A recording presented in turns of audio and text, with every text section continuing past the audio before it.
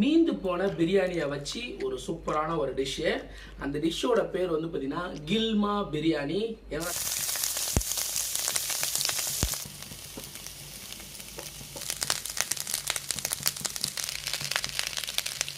Half boil எடுத்து இப்படி மேலே வச்சோம் அப்படின்னா சூப்பரான கில்மா பிரியாணி ரெடி.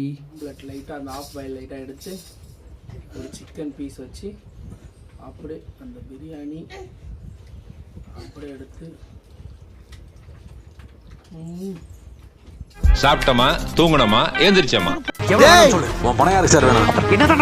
நமக்கு சோறு தான் முக்கியம். இன்னைக்கு சூப்பரான ஒரு டிஷ் வந்து பார்த்தீங்கன்னா செய்ய போகிறோம். மீந்து போன பிரியாணியை வச்சு ஒரு சூப்பரான ஒரு டிஷ்ஷு. அந்த டிஷ்ஷோட பேர் வந்து பார்த்தீங்கன்னா கில்மா பிரியாணி. ஏன்னா டபுள் மீனிங்கில் பேசுகிறான்னு நினைக்காதீங்க, உண்மையிலே அப்படி ஒரு டிஷ் இருக்குது. கோயம்புத்தூரில் ரொம்பவே ஃபேமஸான டிஷ்ஷு. எங்கள் வீட்டில் எப்படிடா பிரியாணி மீறும் அப்படின்னு சொல்லிட்டு கேட்காதீங்க.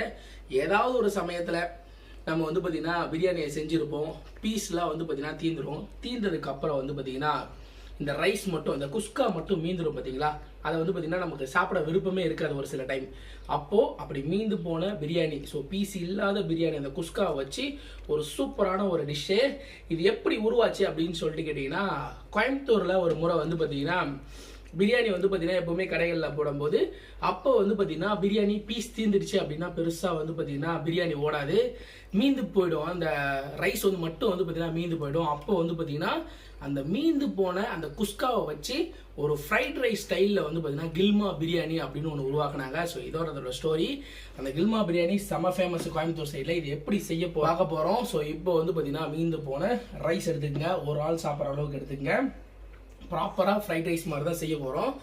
கேப்சிகம், ஸோ குடமிளகா எப்பவுமே ஃப்ரைட் ரைஸ்க்கு நீல வாக்கில் வெட்டுவோம், பொடி பொடியாக வந்து பார்த்தீங்கன்னா கட் பண்ணிக்கோங்க. அதே மாதிரி ஒரு வெங்காயம், ஒரு தக்காளி, ஒரு பச்சை மிளகா, லைட்டாக வந்து பார்த்தீங்கன்னா கோஸ் கொஞ்சம் எடுத்துக்கோங்க, கேரட் எடுத்துக்கங்க. இது எல்லாமே ஒரே குவான்டிட்டியில் இருக்கணும், ஒரே அளவில் இருக்கணும். அது இல்லாமல் பொரிச்ச சிக்கனோ இல்லை தந்தூரியோ இல்லை வந்து பார்த்தீங்கன்னா கபாப் எது இருந்தாலும் சரி இதை மாதிரி கட் பண்ணி வச்சுக்கோங்க. இப்போது இதை வச்சு நம்ம வந்து பார்த்தீங்கன்னா கில்மா பிரியாணி செய்ய போகிறோம். மீந்து போன பிரியாணியை வச்சு அடுப்பை ஆன் பண்ணிக்கலாம். ஆன் பண்ணிக்கிட்டு இதுக்கு ரொம்பவே முக்கியம் வந்து பார்த்தீங்கன்னா முட்டை. ஒரு முட்டை அப்படியே எடுத்து அப்படி போட்டிங்கன்னு வச்சுங்களேன், சும்மா ஜம்முன்னு இருக்கும்.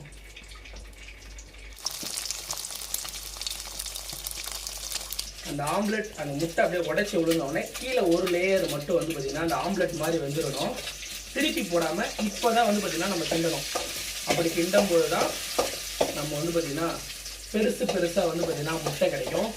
இந்த ரொம்ப பொடி மாஸ் மாதிரி ஆகக்கூடாது, முட்டை கொஞ்சம் பெருசாக இந்த மாதிரி பெரிய பெரிய லேயராக கிடைக்கணும். அந்த மாதிரி வந்து பார்த்திங்கன்னா லேயராக முட்டை எடுத்துக்கங்க. ஃப்ரைட் ரைஸ் செய்யும் போதும் சரி, ஃப்ரைட் நூடுல்ஸ் செய்யும் போதும் சரி, எல்லாமே வந்து பார்த்திங்கன்னா இந்த மாதிரி தான் வந்து பார்த்திங்கன்னா பண்ணணும்.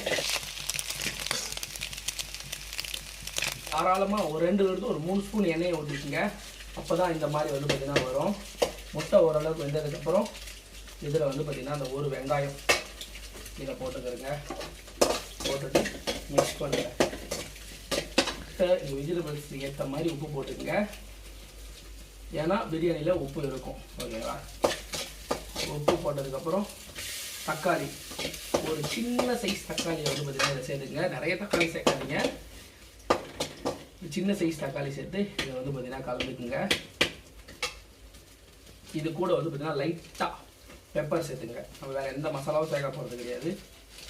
இது ஃப்ரைட் ரைஸ் மாதிரி ஒரு டேஸ்ட் வந்து பார்த்தீங்கன்னா வரும், ஆனால் பிரியாணியோட ஃப்ளேவர் வரும். இந்த சமயத்தில் வந்து பார்த்தீங்கன்னா கட் பண்ணி வச்சுருக்க குடமிளகா, கோஸ், பார்த்தீங்கன்னா கேரட் எல்லாமே ஒரே ஷேப்பில் இருக்கணும். ஃப்ரைட் ரைஸுக்கு லென்த்தாக கட் பண்ணுவோம், இதுக்கு வந்து பார்த்தீங்கன்னா பொடி பொடியாக கட் பண்ணிவிடுங்க. அதே சமயம் இந்த காய்கறி போடும் போதே ஒரே ஒரு பச்சை மிளகா பெருசாக போட்டுக்கங்க, ரொம்ப பொடியாக கட் பண்ணிங்கன்னா காரம். இது இப்படி இருக்கும்போது எடுத்துடலாம். இதை போட்டு நல்லா வந்து பார்த்தீங்கன்னா கலந்து விடுங்க.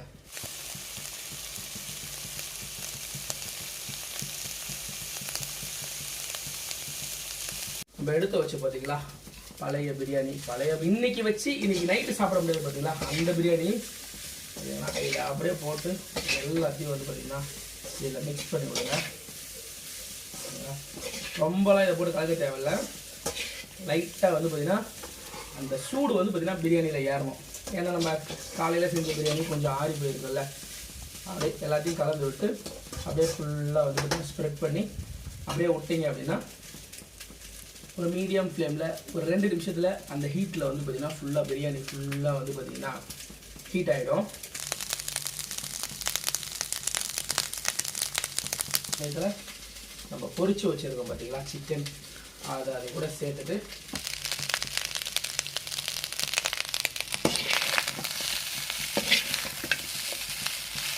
நல்லா அந்த சிக்கனை வந்து பார்த்திங்கன்னா ஃபுல்லாக மிக்ஸ் ஆகிற அளவுக்கு மிக்ஸ் பண்ணி விட்டுட்டு பார்த்தீங்கன்னா சூப்பரான கில்மா பிரியாணி வந்து பார்த்திங்கன்னா ரெடி. ஃப்ரைட் ரைஸ் ரெடி ஆன உடனே ஒரு தோசைக்கல் வச்சு அதுக்கு மேலே லைட்டாக இந்த மாதிரி ஒரு ஆம்லெட்டுன்னு சொல்கிற மாதிரிங்க ஒரு ஆஃப் பாயில் இதை அப்படியே வச்சு ஆஃப் பாயில் போட்டு அப்படியே எடுத்து அப்படியே தூக்கி வந்து பார்த்திங்கன்னா நம்ம அந்த பிரியாணி மேலே வச்சு சாப்பிட்டோன்னா கோயம்புத்தூர் ஸ்டைல் கில்மா பிரியாணி வந்து பார்த்திங்கன்னா ரெடி. இதுக்கு மேலே லைட்டாக வந்து பார்த்திங்கன்னா சால்ட்டு போட்டுக்கலாம். பெருசாக எதுவும் கிடையாது, வெறும் ஆஃப் பாயில் தான். பெப்பர் கொஞ்சம் போட்டுக்கங்க. இதில் கில்மா பிரியாணி இதை அப்படியே எடுத்து இதுக்கு மேலே வைக்கிறோம்.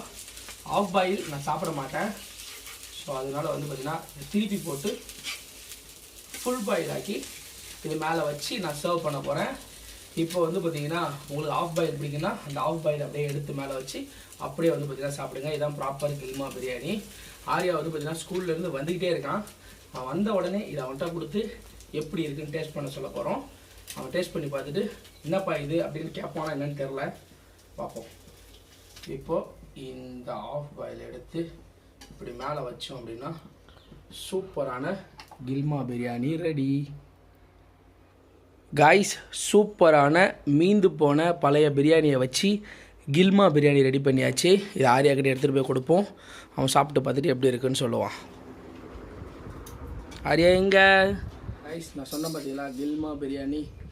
ஒரு ஆம்லெட் லைட்டாக அந்த ஆஃப் பாயில் லைட்டாக எடுத்து ஒரு சிக்கன் பீஸ் வச்சு அப்படியே அந்த பிரியாணி அப்படியே எடுத்து சூப்பராக இருக்கும். எப்படி இருக்குன்னு சொன்னீங்கன்னா இந்த ஃப்ரைட் ரைஸ், சரி உனக்கு வேணாம் அப்பா சாப்பிட்ற, நீ சாப்பிட்டியா? இந்த ஃப்ரைட் ரைஸ் டேஸ்ட்டு அந்த பிரியாணியோட ஃப்ளேவர் சும்மா சூப்பராக இருக்கு. ஏம்மா சூப்பராக இருக்குது, போயிட்டு செம்ம டேஸ்ட்டாக இருக்குது. வீட்டில் பிரியாணி இருந்துச்சுன்னா கண்டிப்பாக ட்ரை பண்ணுறதா வேறு லெவலான ஒரு டிஷ்ஷு.